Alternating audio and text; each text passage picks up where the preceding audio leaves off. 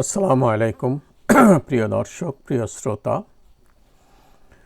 আজকে আমি আপনাদের সামনে একটা গুরুত্বপূর্ণ আয়াত নিয়ে হাজির হয়েছি। সূরা বাকারার ৩৪ নম্বর আয়াত, যেখানে সেজদা সম্পর্কে বলা হয়েছে। তো দেখা যাক আয়াতটা কি। আমি আগে তেলাওয়াত করছি, পরে অনুবাদ করছি এবং এরপরে ব্যাখ্যা করছি। ওয়াইজ কুল্লা লিল মালাইকাতিস জুদু লি আদামা ফাসাজাদু ইল্লা ইবলিসা আবা ওয়াস্তাকবারা ওয়াকানা মিনাল কাফিরিন। ওয়া শব্দটা এখানে এবং অর্থে অথবা সৌন্দর্যের জন্য সেন্টেন্সের, ইজ মানে যখন, কুল না আমরা বললাম। জানি না নু আলিফ জবর কুল না সব জায়গায় ইংলিশ ট্রান্সলেশনে, যেটা হারামাইন শরীফাইন থেকে দেওয়া হয়েছে, সেখানে এটা প্লুরাল নাম্বারই। কুল না মানে আমরা, আমি না, আমি ফেরেশতাগণকে না, আমরা লিল মালাইকাত, লি মানে জন্য, লামজেল্লি, মালাইকাত ফেরেশতাদেরকে আমরা যখন বললাম, কি বললাম? ইসজুদু, আমরের সিগা। আমর মানে আদেশ, ইম্পারেটিভ সেন্টেন্সের চিহ্ন। ইসজুদু,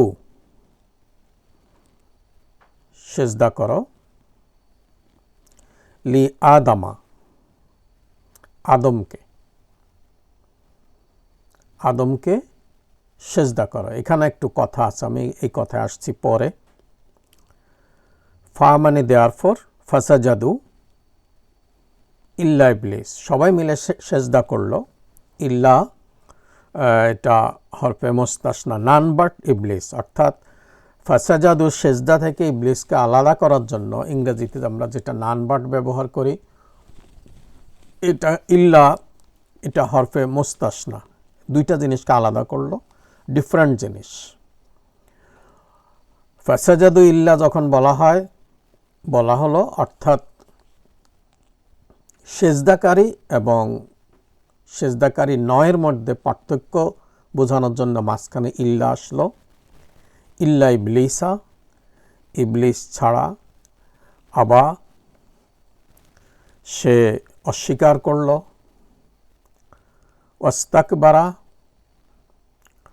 ইস্তেকবার করলো, অর্থাৎ কাবিরুন, কাবির মানে বড়, আল্লাহু আকবার আমরা যেখানে বলি বড়ত্ব, অর্থাৎ মানে বিশালত্ব যেটা। আবা অস্বীকার করলো, আস্তাকবারা সে নিজে বড় মনে করলো, অহংকার করলো। অকানা এবং হয়ে গেল। কানা সাধারণত ইংরেজিতে ওয়াজ, অয়ার এরকম অর্থে ব্যবহার হয়। মিন মানে মধ্যে, কাফিরিন কাফেরদের অন্তর্ভুক্ত। কাফের শব্দটা বললে আমরা খেপে যাই। তো বাস্তবে আমরা ইমানদার হওয়া সত্ত্বেও কতটা কুফরি আচরণ করি সেটা বিবেচনার বিষয়, সবারই, আমি সহ সবাই এটা বিবেচনার বিষয়। কুফর মানে ঢাকনা দেওয়া, ঢেকে রাখা। একটা আদেশকে, একটা হুকুমকে ঢেকে রাখা।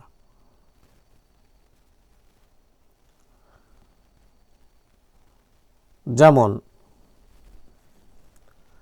যে কোনো একটা রাজনীতির গন্ধ আসবে এখানে, সেজন্য কথাটা বলতে চাই না।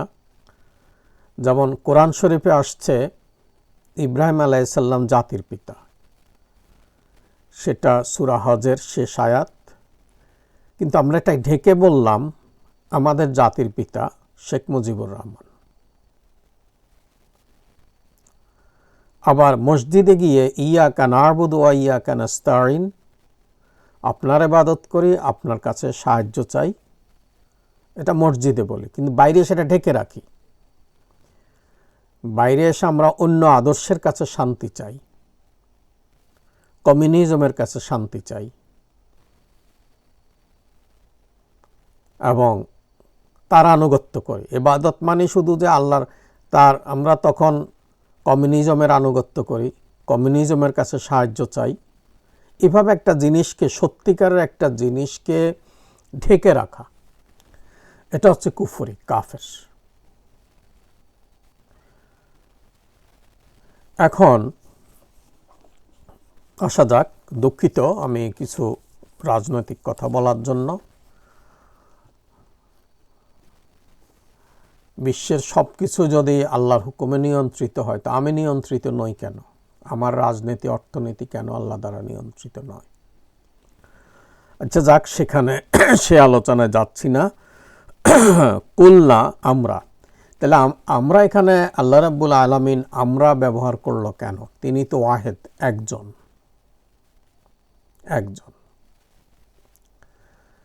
এখানে ফিকাবিদরা আলোচনা করেছেন, মহান আল্লাহ রাব্বুল আলামিন যখন কথা বলেন, যখন তার কালাম পেশ করেন, তখন মহান আল্লাহ রাব্বুল আলামিন জিব্রাইল এবং সংশ্লিষ্ট নবীকে সহ উপস্থাপন করেন। অর্থাৎ আমাদের এই 3 সূত্রের কথা একই। এটা ফিকাবিদদের ব্যাখ্যা, আলোচনা। আর আমরা এখন দুনিয়ার ক্ষেত্রে এটা তো কোরআন সংশ্লিষ্ট, হাদিস সংশ্লিষ্ট, ফিকহ সংশ্লিষ্ট কথা।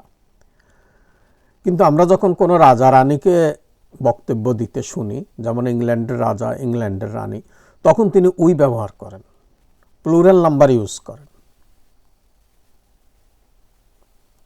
তো এখানে আল্লাহ প্লুরাল নাম্বার ইউজ করার কারণে এটা এই অর্থ হতে পারে না যে কি আল্লাহ বহু।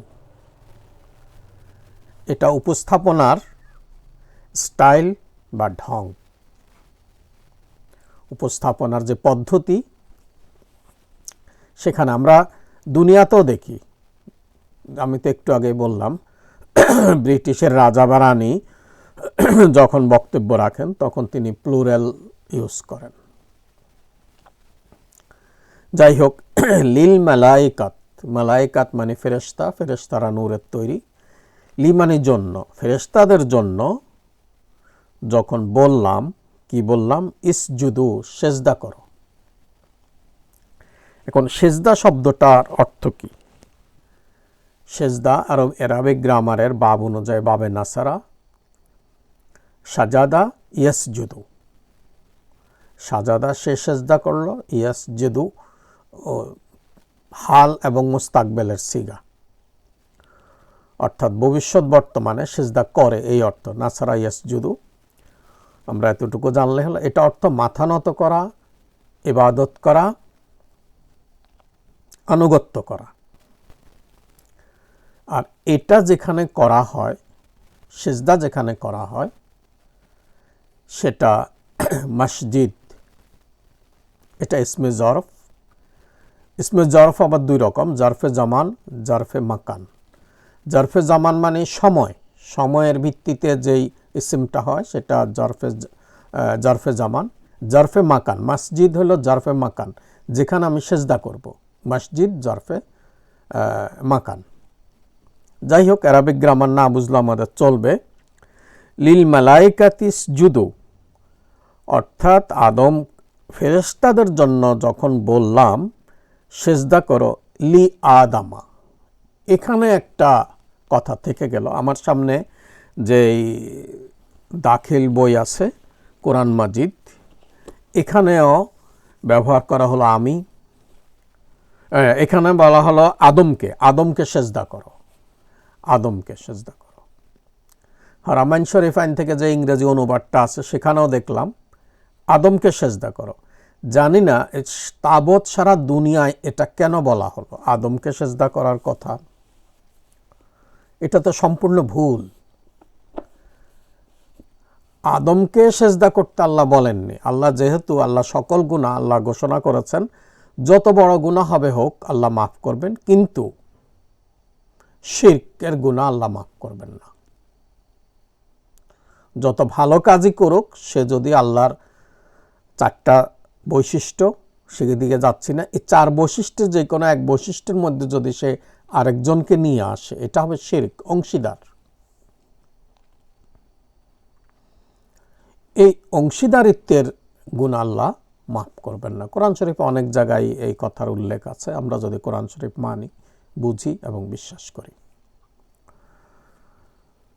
তো এক্ষেত্রে আল্লাহ শিরক করতে মানা করলেন, আবার আদমকে সেজদা করতে বললেন, তাহলে এটা কি শিরক না?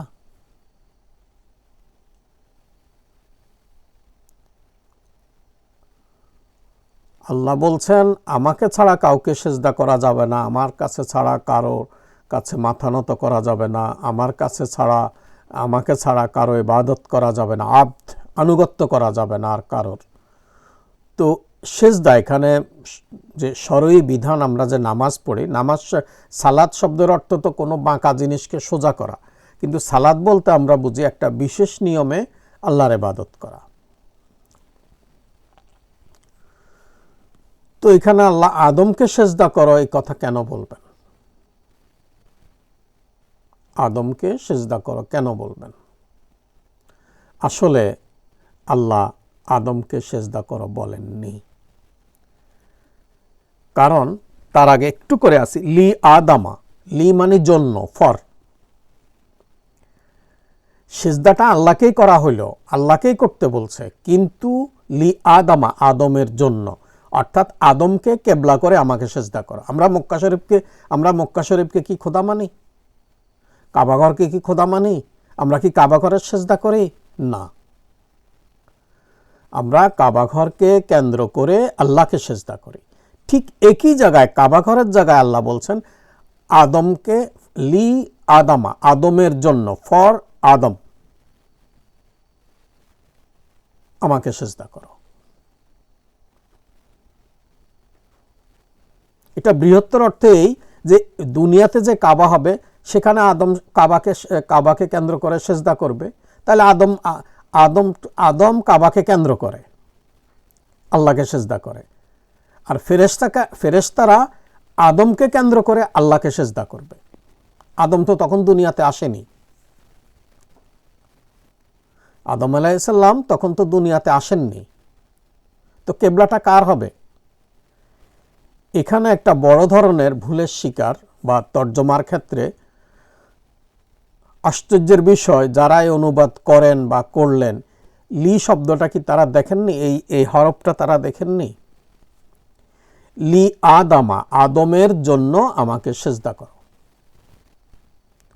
এই শয়তান সম্পর্কে দীর্ঘ কোরআন শরীফে বিভিন্ন জায়গায়, অনেক লম্বা ফিরিস্তি, তবে আমি অন্য কোনো ভিডিওতে এই রেফারেন্সগুলো দিব।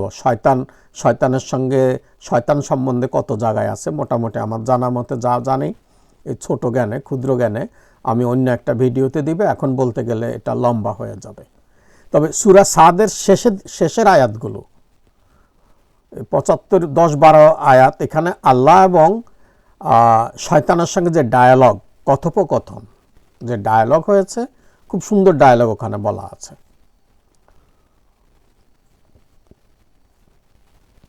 তাহলে এখানে আসলে ফেরেশতারা আদমকে সেজদা করেওনি, আর ইবলিস যেটা করলো, সে আদমকে কেন্দ্র করে আল্লাহকে সেজদা করতে চায়নি, কিন্তু সে তো এতদিন আল্লাহকে সেজদা করে আসছে। ওই আদমকে কেবলা করতে চায়নি ইবলিস।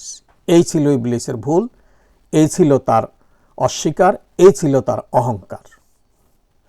বিভিন্ন শয়তান দীর্ঘ তামাম কোরআন শরীফে বিভিন্ন জায়গায় শয়তান সম্বন্ধে কথা বলা আছে। শয়তান কি বলছে, আল্লাহ কি বলছে, শয়তানের অজুহাত কি, বিভিন্ন জিনিস। তবে শয়তানের যে ভয়ঙ্কর যে প্রতিশ্রুতি ছিল বা কাজ, সেটা আল্লাহ বললেন যে কি, তুমি আমার বান্দাদেরকে যত গুনাহ করো আমি সব মাফ করে দেব মাপ চাইলে। তখন ইবলিস বলল, আমি এমন কিছু কাজ করাবো তোমার বান্দারা মনে করবে এটাই সওয়াব, এটাই সুন্দর, এটাই আসলে ইবাদত। ওরা তো দুনিয়াতে মাপই চাইবে না, এই গুনাহ নিয়ে কবরে চলে আসবে। তখন তো কবরে আসার পর তো আর গুনাহ মাপ হওয়ার কোনো নাই। শয়তানের এই চ্যালেঞ্জটাই ছিল ভয়ঙ্কর। শয়তান আমাদেরকে ধোঁকা দিবে, অথচ আমরা ভাববো এই ধোঁকা নয়, এটা ইবাদত। এই জায়গাটা থেকে বেঁচে থাকাই মুশকিল। তো আমি লিল মালায়েকাত বললাম, ইসজুদু বললাম, আমরের সিগা, সেজদা করো, লি আদামা, আদমের জন্য, ফাসাজাদু, সবাই সেজদা করলো, ইল্লা ইবলিস, ইবলিস ছাড়া সেজদা করলো না। আবা ওয়াস্তাকবারা, আবা মানে অস্বীকারকারী, ওয়াস্তাকবারা মানে অহংকার করলো, এবং সে কাফেরদের অন্তর্ভুক্ত হলো। কাফের মানে সে ঢেকে রাখলো, অর্থাৎ আদমকে কেবলা করলাম না, আমি আল্লাহকে সেজদা করলাম, আল্লাহকে আমি সেজদা করতে রাজি আছি, কিন্তু আদমকে কেবলা করে নয়। শয়তান এই জায়গাটাই ঢেকে রাখলো।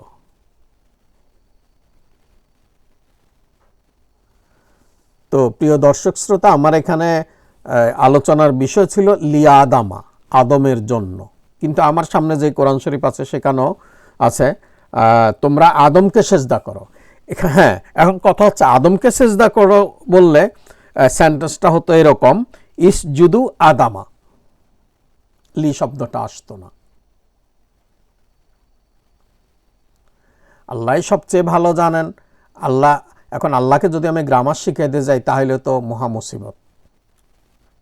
কুল ইন্নামা আনা বাশারুম মিসলুকুম, আমি অন্য একটা ভিডিওতে আল্লাহকে কোনো তাফসিরকার আরবিক গ্রামার শিখাইতে যাচ্ছেন।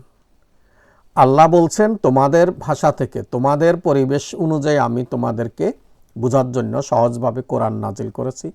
সেই ক্ষেত্রে অ্যারাবিকের প্রচলন, অ্যারাবিক গ্রামার, অ্যারাবিককে যেহেতু কোরআন শরীফ নাজিল হলো, তাহলে এই কোরআন শরীফ অ্যারাবিক গ্রামারও মেনে চলবে। আল্লাহর জন্য তো কোনো গ্রামারের প্রয়োজন হয় না, গ্রামারের প্রয়োজন আমাদের। আল্লাহ যেখানে বললো লি আদামা, আদমের জন্য, সেখানে আমরা বললাম ইসজুদু আদামা, লি শব্দটা বাদ দিয়ে দিলাম। আল্লাহ কি আমাদের চেয়ে কম জানেন? নিশ্চয় না। তো সুপ্রিয় দর্শক শ্রোতা, অনেকে না একটা বিতর্ক তোলে যে আল্লাহ তো শিরিক মাফ করবেন না, তাহলে আল্লাহ কেন আদমকে সেজদা করতে বললেন? যারা এই সব ইউটিউবে বিরাট অনেক ভিউ হয় এইসবগুলোর, আমার তো ভিউ নাই, 2-4টা 10টা ভিউ যতে আমার, তবে আমার ভিউর প্রয়োজন নাই। আমার কথা হচ্ছে আসল কথাটা মানুষের কাছে যাতে পৌঁছে দিতে পারি, আমার টার্গেট এটাই, আমার ভিউটা টার্গেট না। এই দিনও একদিন দেখলাম একটা ভিডিওতে একজন বলল যে আল্লাহ তো শিরিক চান না, তাহলে আদমকে সেজদা করতে বললেন কেন? আদমকে তো সেজদা করতে আল্লাহ বলেনি, লি আদামা, আদমের জন্য আল্লাহকে সেজদা করা হবে, আদমকে কেবলা করে আল্লাহকে সেজদা করা হবে। যেহেতু দুনিয়ার কাবাগত তখনও ঠিক হয়নি, আদম কাবাকে কেন্দ্র করে আল্লাহকে সেজদা করবে, আর ফেরেশতারা আদমকে কেন্দ্র করে আল্লাহকে সেজদা করবে। কথাটা হলো এই, এখানে শিরকের কোনো গন্ধ আসে না। আল্লাহ একক, সিজদার মালিক একমাত্র আল্লাহই। সুপ্রিয় দর্শক শ্রোতা, আজকে এ পর্যন্তই। খোদা হাফেজ। পরে অন্য কোনো ভিডিও নিয়ে আপনাদের সামনে উপস্থিত হব। সে পর্যন্ত আসসালাম, খোদা হাফেজ।